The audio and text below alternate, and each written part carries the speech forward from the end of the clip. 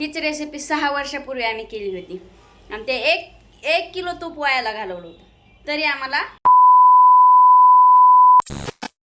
तर नमस्कार सगळ्यांना, स्वागत आहे परत एकदा माझ्या यूट्यूब चॅनलवर तुमचं सगळ्यांचं. तर चला, आज खास अशी एक रेसिपी बनवणार आहे आणि त्या रेसिपीमध्ये मी भरपूर काहीतरी असं सांगणार पण आहे. तर त्यासाठी पूर्ण रेसिपी बघा आणि जेवढी होईल जेवढी मोठी होईल किंवा छोटी होईल, पण माझ्या अंदाजे ती रेसिपी मोठीच होणार आहे. मस्त आता गणपतीचे सण वगैरे येतात, त्यासाठी ही रेसिपी आपल्याला बनवायची आहे. म्हणजे गोड आहे आणि ह्याच्या अगोदर म्हणजे ह्याच्यामध्ये खूप म्हणजे असं सांगण्यासारखं काही आहे, एकदम हसण्यासारखं काही आहे. कारण की म्हणजे एक बहीण भावाची त्याच्यामध्ये एक कॉमेडी आहे. तर ती ही म्हणजे कॉमेडी म्हणण्यापेक्षा एक आम्ही दोघांना म्हणजे माझ्या आणि भावानी आणि मी खूप वेळा प्रयत्न केला होता. काय झालं होतं काय नाही हे सगळं तुम्हाला ह्या व्हिडिओमध्ये मी सांगणार आहे. तर चला, तर आपण ह्या रेसिपीला सुरुवात करूया. तर त्या रेसिपीला काय काय लागतंय काय काय नाही, तर हे सगळं मी एकदम हळूवारपणे शांततेत आणि एक ना एक गोष्ट बारीक सगळ्या गोष्टी सांगणार आहे. परफेक्ट अशी जमलीच पाहिजे. आणि तर चला, लक्षपूर्वक सगळ्यांनी रेसिपी बघा. चला बघू आता आपण काय काय लागते.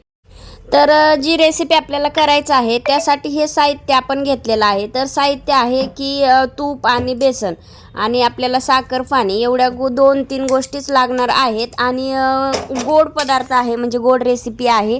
तर ही जी वाट्या आहेत ते ह्या 2 सेम आहेत. आणि जे पीठ आहे ते मी बेसनचं पीठ आहे ते चाळून वगैरे घेतलेलं आहे. तर असं म्हणजे करायला जायचं म्हटलं की काही ना काही गोंधळ होतोच.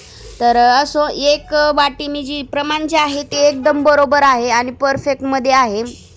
कारण की मला मी ते तुम्ही व्हिडिओ बघतालच की मला जमलं आहे नाही जमलं आहे, तर मी प्रमाण तुम्हाला असं सांगू शकते. म्हणजे की जे बेसन जे घेतलेलं आहे ते मी 1 वाटी बेसन घेतलेलं आहे. आणि आपल्याला तुम्हाला जर जास्त गोड हवं असेल तर 2 वाट्या साखर घ्या आणि कमी गोड हवं असेल तर 1.5 वाटी साखर घ्या. तर गोड कुठलाही पदार्थ करायचा म्हटला की किंवा एखादा जर आपल्याला आवडता पदार्थ असला तर आपण थोडंसं गोड जास्त टाकलं का थोडं म्हणजे चांगलंच लागतं. म्हणजे जास्त सपक पण नाही आहे चांगलं लागत.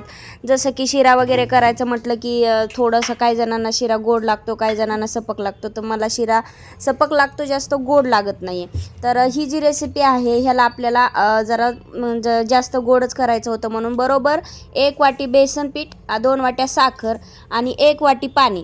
तर तुम्हाला हवं असेल तर तुम्ही थोडंफार जास्त घेऊ शकता. तसं मी 1 चमचाभर जास्त घेतलं होतं आणि नाही घेतलं तरी चालतं आहे. तर ह्याचा आपल्याला पाक असा बनवायचा आहे की एकदमच जसं आपण लाडूला वगैरे बनवतो तसा पाक नाही बनवायचा. मेन म्हणजे इथं चाचणी जी असते ना ती महत्त्वाची असते. म्हणजे इथं पाक जी करताना फक्त आपल्याला हाताला जेव्हा चिकट वगैरे लागल, म्हणजे तारीसारखं जर यायला लागलं, त्याला एक तार काहीतरी असं म्हणतात, म्हणजे गावाकडं म्हणतात, तिथं नाही, तर थोडंफार हाताला आपल्या चिकट वगैरे लागायला लागलं तर समजून जायचं की आपला पाक तयार झालेला आहे. आणि इकडं तूप जे आहे ते मी वितळायला ठेवलेलं आहे. म्हणजे जे की तूप असं घट्ट झालेलं होतं तर ते तूप मी घरीच बनवलेलं आहे.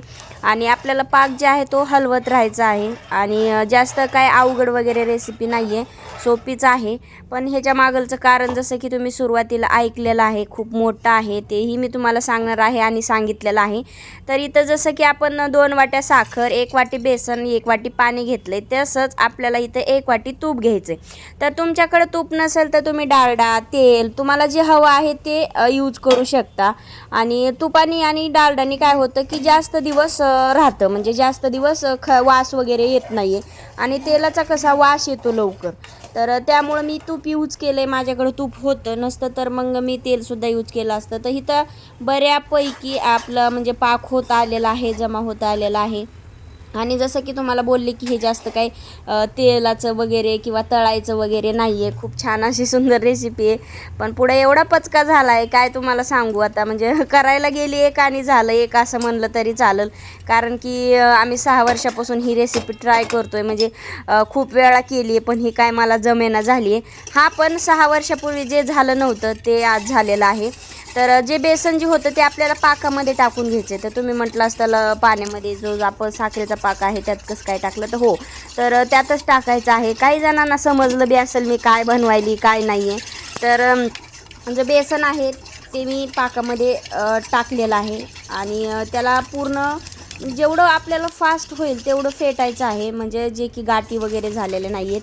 तर इकडं माझं तूप जे आहे ना, मी ते एकदम कडकडून असं गरम करून घेतलेलं आहे. आणि गरम गरम जो आपण बेसन जे टाकलं होतं पाकामध्ये त्यात टाकायचं आहे. तर त्यानं काय होईल, जसं की आपण हे बनवतो ढोकळा, आणि त्याचे कसं असं फुसफुस आपण इनो वगैरे टाकली की हे होतं, तर तोच प्रकार ह्याचा होतो. तर इथं थोडंसं माझ्याकडनं इथं थोडंसं घाई वगैरे झाली होती, म्हणजे उशीर वगैरे झाला होता. तर इथं चांगलं फेटून इथपर्यंत एकदम ओकेमध्ये मस्त झालं. आणि इथनं थोडंसं म्हणजे माझ्याकडनं बिघडलं. मग म्हणायला गेली काय जसं करायचं होतं तसं झालं. तर इथंपर्यंतही चांगलंच आहे. बिघडलं म्हणजे इथूनच बिघडलं म्हणजे असं काही नाही आहे की बिघडलं नाही आहे, खाता वगैरे येत नाही आहे. तर काय झालं थोडंसं म्हणजे हलवायचं लक्षात राहिलं नाही, त्याच्यामुळे एकतर खाली हे झालं, म्हणजे पूर्ण काळं डागलं नाही आहे, थोडासा कलर चेंज झाला. आणि मेन म्हणजे दुसरी गोष्ट, मला जसं पाहिजे, जसं की आपण ढोकळा असं एकदम फुसफुशीत आणि लुसलुशीत होतो मस्त, तर तसंच हे झालेलं आहे आणि तसंच पाहिजे असतं. पण इथं नंतर काय झालं, मी व्हिडिओच्या नादामध्ये, हे सगळं व्हिडिओच्याच नादामुळं झालेलं आहे, नसतं एवढं परफेक्टमध्ये झालं असतं. म्हणजे मेन म्हणजे गोष्ट आता तुम्ही बघालच की मी गॅस बंद केला, जो की मी गॅस बंद नव्हता करायला पाहिजे, थोडं गरम ठेवायलाच पाहिजे होता. आणि जेव्हा म्हणजे आता तुम्ही बघा गॅस बंद केला होता, तर मी जेव्हा गॅस बंद केला आहे तेव्हाच प्लेटमध्ये मी हे टाकून घ्यायला होतं सारण.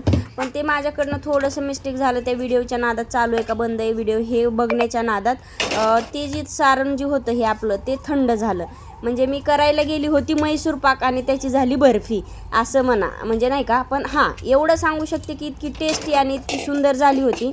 पण इथं काय झालं होतं, मी गरमागरममध्ये वड्या पाडून घ्यायच्या, म्हणजे जे मैसूर पाकचा जो वड्या असतात जशा असतात तशा, ते काय म्हणजे मला जमल्या नाही आहेत. म्हणजे मी ती जे ताटामध्ये जेव्हा होतं तेव्हा थोडंफार गरमच होतं, पण आणि एकदम घट्ट झालं होतं, सगळं व्यवस्थित झालं होतं.